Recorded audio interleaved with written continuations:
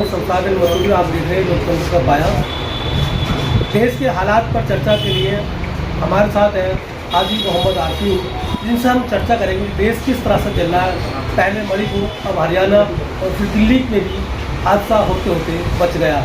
इसके अलावा भी कई राज्यों में अलर्ट है दिल्ली पुलिस का जो दंगे रोकने के लिए कोशिश कर रही है, लेकिन देश के प्रधानमंत्री इस पर कोई कुछ नहीं बोल रहे।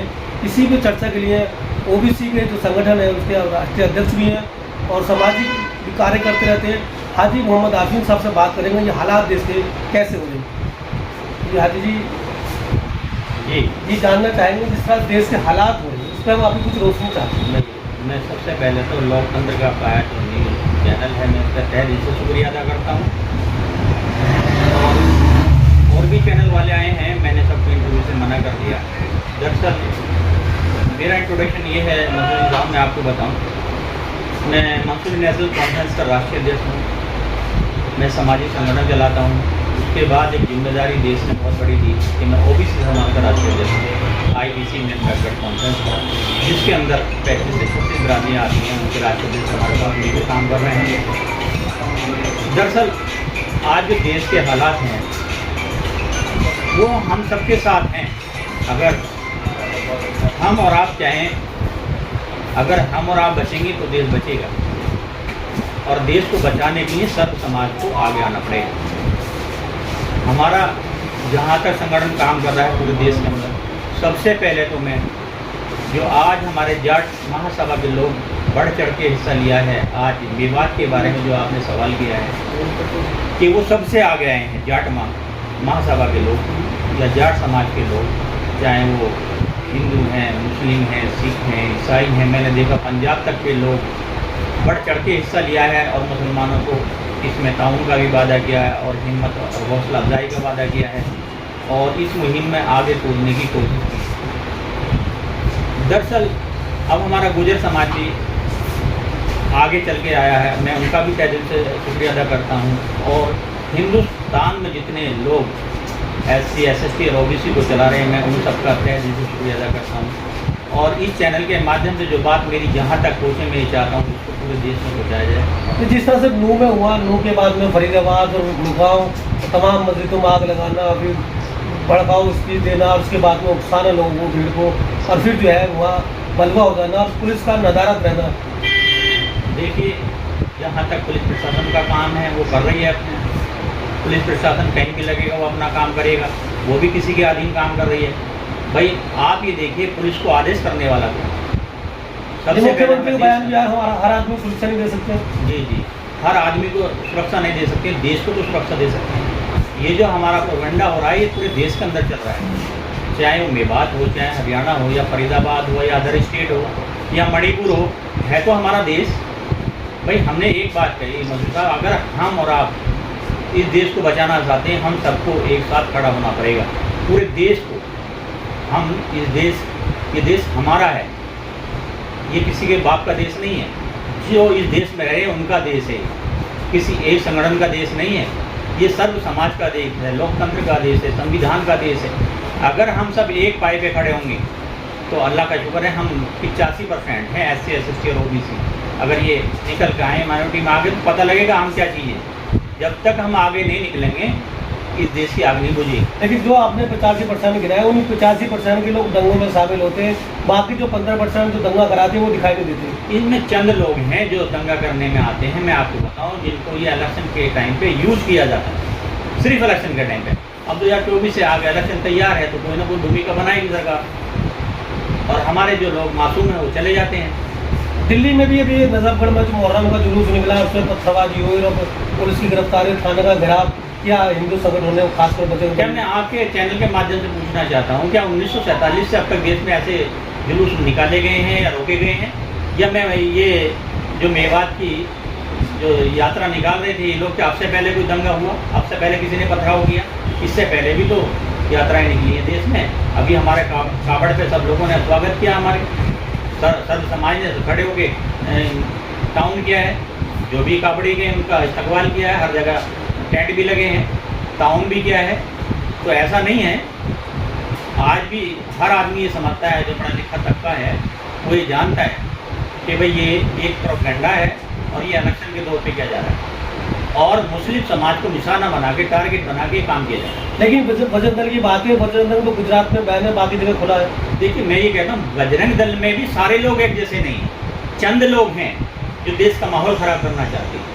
हिंदू बाहिनी में भी सब लोग एक जैसे नहीं हैं। मैं ये समझता हूँ कि इंसान सबके अंदर है, लेकिन उनको उकसाया जाता है, भड़काया जाता है कि ये काम करोगे आप तो आगे बढ़ोगे, क्योंकि सरकार में जगह मिलती है।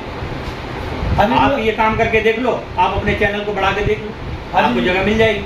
हाजी जी, जवाहर जी दिल्ली में, दिल्ली पुलिस शहर, कई सारी पुलिस शहर रहती है, उसके बाद में नजर जबगढ़ जैसी जगह में वो थाने का घेराव होना, वहाँ हेड स्पीच होना, उसके बाद में पुलिस का जो रुख है वो नर्म होना, क्या संकेत देता है?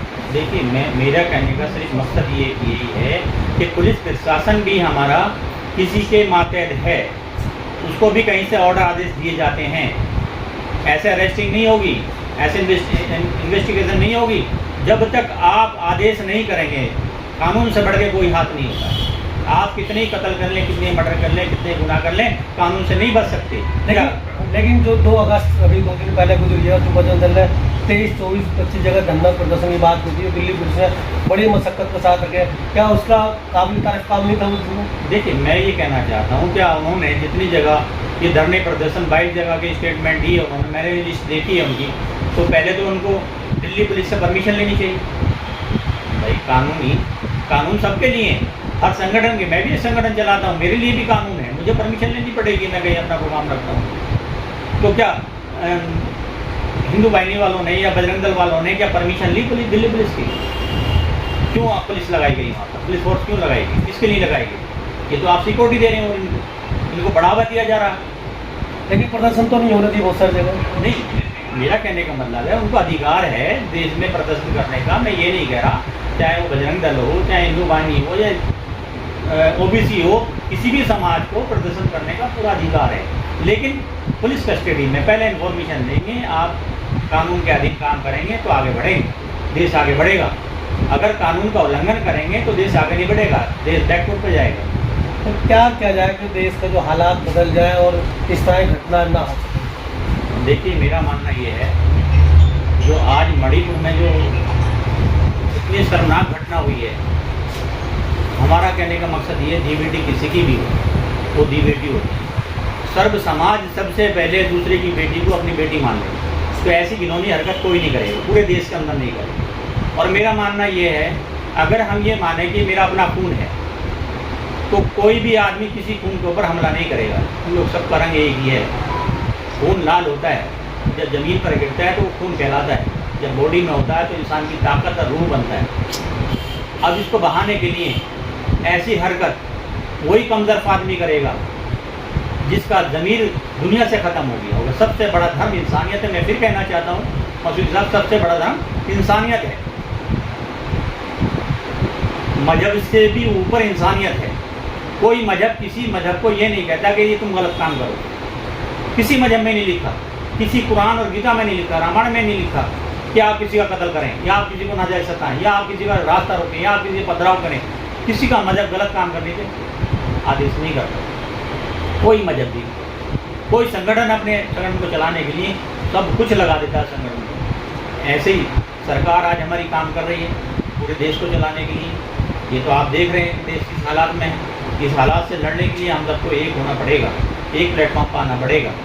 ये बात मेरी जहाँ तक भी पहुँचे, मैं उन लोगों से कहूँगा इस बात को आगे तक पहुँचाएँ। हम सब एक हैं, ये देश हमारा है, हमें देश को बचाना है। अगर देश बचेगा तो हम बचेंगे और हम बचेंगे तो संविधान बचेगा। संविधान बचाने की सभी बात कर रहे हैं। देखिए बचाने की बात सब कर रहे हैं, इसके लिए कुर्बानी दी गई है संविधान को। जिसने लिखा है उनसे पूछो संविधान के लिए कितनी कुर्बानी देनी पड़ी। और आज मैं एक बात आपके चैनल के माध्यम से और बताता हूँ, संविधान की सब बात करते हैं, लेकिन बाबा भीमराव अम्बेडकर ने जो संविधान को लिखा, लिखने के बाद किसके हाथ में दिया? मौलाना अबुल कलाम आज़ाद के हाथ में दिया कि इसकी हिफाजत सिर्फ ये कर सकते हैं। संविधान ऐसे नहीं बचा, संविधान के लिए बड़ी कुर्बानियाँ देनी पड़ी है, कुर्बानी देनी पड़ेंगी आगे भी, तब संविधान बचेगा। तो लोगों से क्या अपील करेंगे इस मौके पर? देखिए मैं तो लोगों से कहूँगा कि हम सब मिलके एक ऐसी मुहिम चलाएं कि देश में जो नफरत वाला माहौल है ये ख़त्म हो जाए। भाईचारे वाला माहौल कायम हो जाए। हम सब एक थे, एक हैं और एक रहेंगे। ये थे हाजी मोहम्मद आसिम साहब, आसिम मंसूरी जी, जो मेवात और देश की घटनाओं पर चर्चा कर रहे थे। और हमारी वीडियो अच्छी लगे तो लाइक करना ना भूलें और चैनल को सब्सक्राइब करें।